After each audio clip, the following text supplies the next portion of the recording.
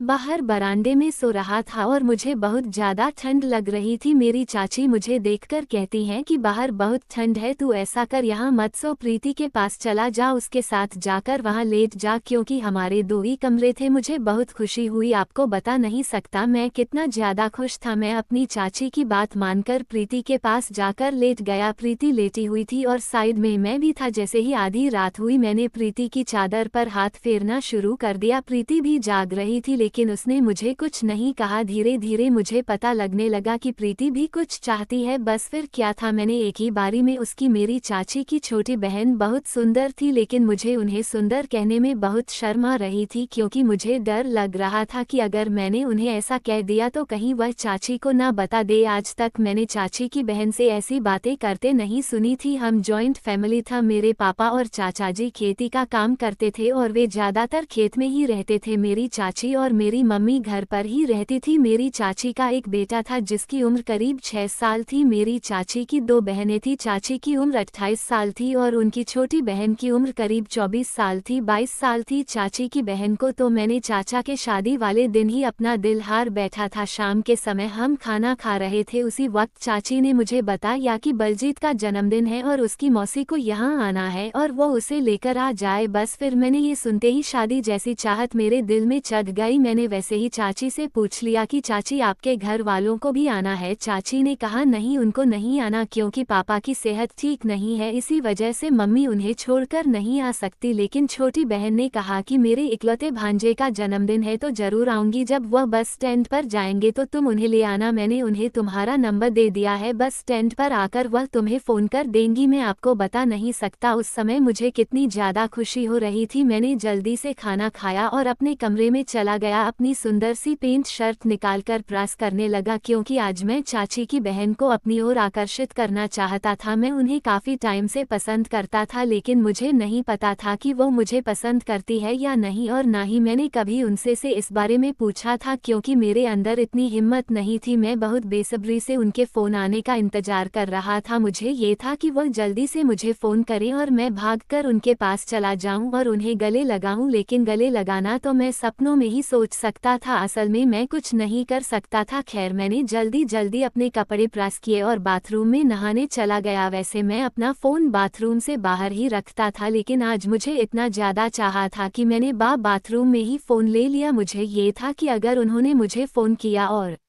मेरा फ़ोन मेरे पास ना हुआ तो कहीं वह गुस्सा ना हो जाए और फ़ोन करके चाची को ना बता दे। बस इसी वजह से मैंने फ़ोन बाथरूम में ही ले लिया। मैं जल्दी से नहा के अपने कपड़े पहनकर बाहर आ गया। आज मैंने एक महंगा परफ्यूम लगाया था जिसे मैंने एक बार भी यूज़ नहीं किया था। मेरे बर्थडे पर वो परफ्यूम मुझे मेरे दोस्त ने गिफ्ट में दिया था, जिसे आज स्पेशली मैंने चाची की बहन के आने की खुशी में लगाया था। परफ्यूम से ज़्यादा चाची की बहन मेरे लिए स्पेशल थी, जिसे मैं काफ़ी समय से मिस कर रहा था लेकिन कभी भी उनके साथ बात नहीं हुई थी और आज मुझे उनके साथ कई बातें करने का मौका मिल रहा था। मैं पूरी तरह तैयार हो चुका था कि तभी मुझे एक नए नंबर से फ़ोन आया। मुझे पता था कि यह किसका नंबर है क्योंकि चाची की बहन के अलावा मुझे कोई फ़ोन नहीं कर सकता था, इसलिए मैंने जल्दी से फ़ोन उठाया। जैसे ही मैंने हेलो कहा, आगे से मीठी सी आवाज़ सुनकर सच में वह चाची की बहन ही थी। उन्होंने कहा क्या आप समीर बोल रहे हैं? मैंने कहा हाँ। वह बोली मैं बस स्टैंड पर आ गई हूँ, मुझे आकर ले जाओ। इतनी सुनते ही मुझे पता नहीं क्या होने लगा। मैंने कहा आप इंतजार करें, मैं अभी आया, बस थोड़ा टाइम ही लगेगा। उन्होंने कहा ठीक है। ये कहते हुए उन्होंने फ़ोन काट दिया। परफ्यूम तो मैंने पहले ही लगाया हुआ था पर मैं फिर से परफ्यूम छिड़क कर निकल पड़ा। मैंने जल्दी से चाबी उठाए और खुशी खुशी चाची की बहन को लेने चला गया। मुझे काफ़ी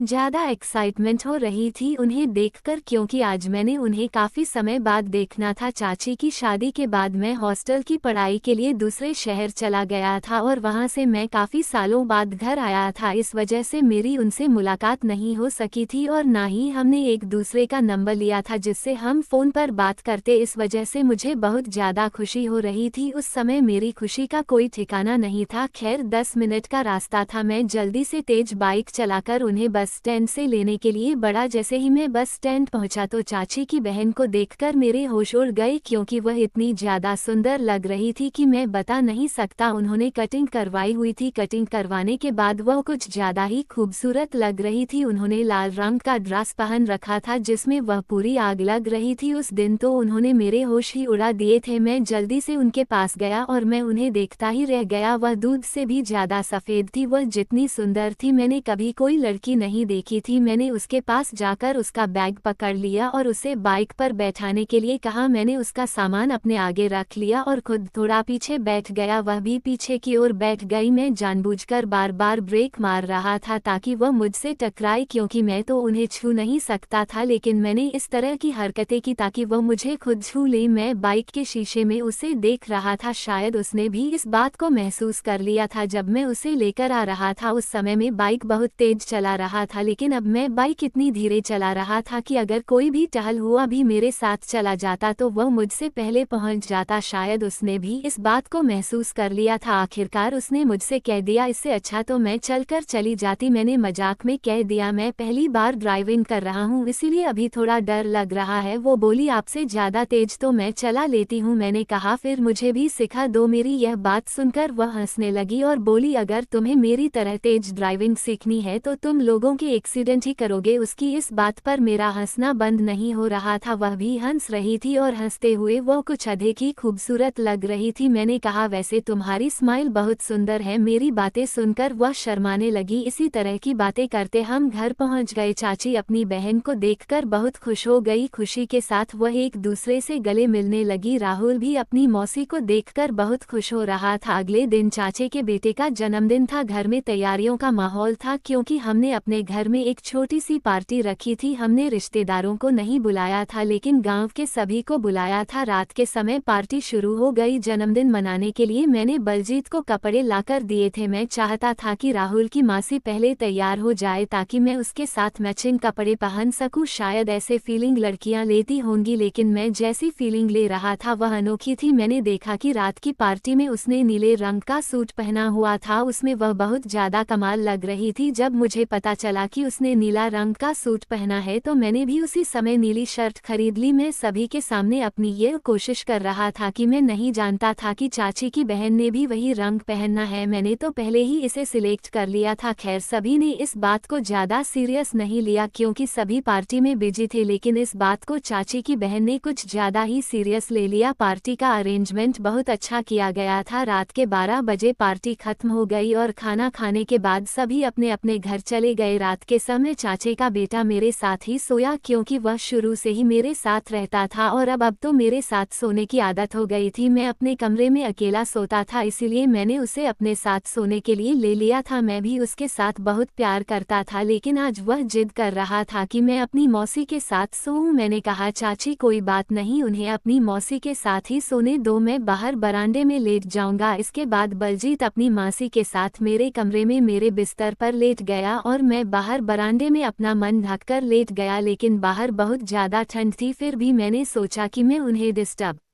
नहीं करूंगा, वे आराम से सो जाएं। वैसे भी थोड़े टाइम बाद दिन निकल ही जाएगा। मैं अभी फ़ोन बंद करके सोने की तैयारी कर ही रहा था कि तभी चाची मेरे पास आ गई और बोली, बाहर तो बहुत ज़्यादा ठंड है, मैं तुम्हें इस तरह बाहर नहीं सोने दूंगी। तुम एक काम करो, तुम भी अंदर जाकर सो जाओ। ये सुनते ही मेरे चेहरे पर खुशी आ गई, लेकिन मैंने चाची के सामने अपनी खुशी जाहिर नहीं होने दी। मैंने कहा, नहीं चाची, इस तरह अच्छा नहीं लगता। चाची बोली, कोई बात नहीं, फिर क्या हो गया, तुम चलो अंदर, मैं तुम्हें कह रही हूँ ना। उसी समय चाची ने मेरा हाथ पकड़ लिया और मुझे अंदर ले गई। मैंने देखा राहुल अपनी मौसी के साथ सो रहा था। उसी समय चाची ने अपनी बहन को जगाया और कहा, राहुल को थोड़ा साइड करके ले, इसे बीच में भी रख लो। मैंने देखा बाहर ठंड में कांप रहा था। वह मचलते हुए अपनी आंखों से अपने भांजे की ओर देखने लगी और मैं अब बिस्तर के कोने में लेट गया। चाहे हम बिस्तर पर लेटे थे, लेकिन हमारे बीच कोई ज्यादा दूरी नहीं थी, क्योंकि राहुल बिस्तर के किनारे पर लेटा था और हमारे बीच में प्रीति प्रीति लेटी थी और सबसे आखिर में मैं लेटा था। मैंने लाइट ऑफ की और फिर से बिस्तर पर आकर सो गया। मैं प्रीति के सामने सोने का नाटक कर रहा था, लेकिन प्रीति के साथ बिस्तर पर लेटे रहने में मुझे नींद कैसे आ सकती थी। मेरा मन तो शरारत करने का कर रहा था, लेकिन मैं चाहता था कि इसकी शुरुआत प्रीति करे। शायद ऊपर कोई मेरी बात सुन रहा था। थोड़ी देर बाद मुझे ऐसा महसूस हुआ जैसे किसी ने मेरे पैरों की उंगलियों को छू लिया हो। मुझे ये जानने में देर नहीं लगी कि यह पैर किसका है, क्योंकि राहुल तो साइड में लेटा था और बीच में प्रीति थी। जैसे ही प्रीति ने मेरे साथ ऐसी हरकत की, मेरे पूरे शरीर में हलचल हो गई। वैसे भी मैं जाग रहा था और इस हलचल को मैंने जल्दी ही महसूस कर लिया था। मैंने देखा कि कोई बार बार मेरे पैरों की उंगलियों को छू रहा है। मुझे ये बहुत अच्छा लग रहा था। उस समय मेरे पूरे शरीर में आग लग गई। मैंने जानबूझकर सोने का नाटक करना शुरू कर दिया। फिर मैंने अपने जज्बातों पर काबू ना रखते हुए जल्दी से अपना हाथ प्रीति के चादर पर रख दिया। मैंने अपने हाथ को इस तरीके से रखा कि उसे यह महसूस हो कि मैं नींद में ये सब कर रहा। जिस तरह वह बार बार मेरे पैरों को छू रही थी, उससे मुझे यह अंदाजा हो गया कि वह अभी तक सोई नहीं है बल्कि जाग रही है। मैंने धीरे धीरे यह महसूस करने की कोशिश की कि उसका हाथ कहाँ है और जल्दी ही मुझे उसका हाथ मिल गया। मैंने अपने हाथ से उसके हाथ को सहलाना शुरू कर दिया, क्योंकि मैं पहली हरकत उसे करवाना चाहता था। खैर, जिस तरह की सोच मैं कर रहा था वैसा ही मेरे साथ हो रहा था, लेकिन मुझे हैरानी तब हुई जब उसने पलटकर मुझे गले लगा लिया। जैसे ही उसने मुझे गले लगाया, मेरे पूरे शरीर में कर्ज सा लग गया। मैं बता नहीं सकता कि उस समय मैंने अपने जज्बातों पर काबू कैसे पाया, लेकिन आखिरकार मैं भी एक लड़का था, इसलिए मुझे अपने आप को कंट्रोल में रखना था। शायद अब वह भी अपने जज्बातों पर काबू नहीं रख पाए और वह हरकत कर बैठी, जिससे मैं भी अपना होश खो बैठा। फिर प्रीति ने मुझे वह सुकून दिया जिसका मैं कब से इंतजार कर रहा था। मुझे बहुत खुशी महसूस हो रही थी और प्रभी बहुत खुश थी। हम सारी रात साथ में सोते रहे। अगले दिन उसे अपने घर जाना था। मेरा दिल नहीं कर रहा था कि मैं उसे भेजूं, इसलिए मैंने जिद करके उसे एक हफ्ते के लिए रोक लिया। एक हफ्ते